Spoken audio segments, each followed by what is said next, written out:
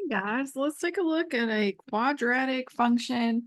This time we're looking at what happens when an object is thrown or dropped, that kind of thing. All of those sort of fall into the same category with quadratic functions, word problems, application problems, all that sort of stuff.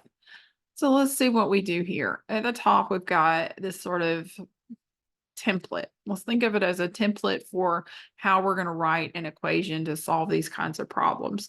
And so the nice thing is that the H stands for something that starts with an H and the T stands for something that starts with a T and so on. So it's at least got some logic to it. The H of T is how you would read that.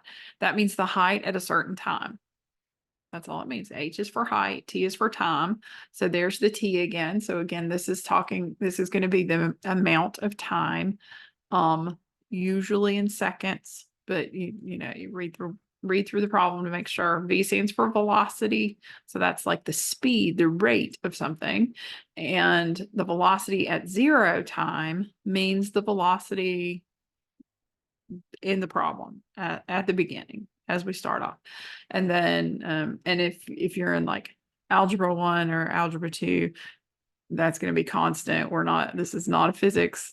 So if you're physics, go somewhere else to get some help with that, because those are going to be potentially are going to see some more complex situations going on. So this is just, we've got one velocity throughout the problem, and then this is the height at 0. So at 0 time, that sounds kind of funny.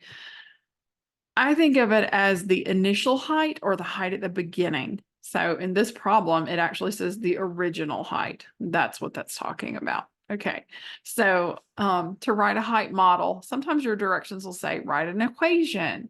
Those are all variations on the same idea. So you're going to take that template and you're going to write an equation. So this one would be h of t, the height at a certain time, equals -16 t squared. That part's not going to really change as you write your model. And if it's going to change, you'll be told that it will change and how it will change. So, but that part typically stays the same, plus the velocity, and it tells us that the rate is 72 feet per second. So 72, and that is going to have a T on it. In fact, I think this should have a T on it. Sorry about that.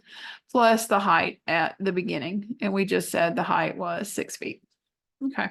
So that's the model for this question, this problem. So that would be the answer to this question.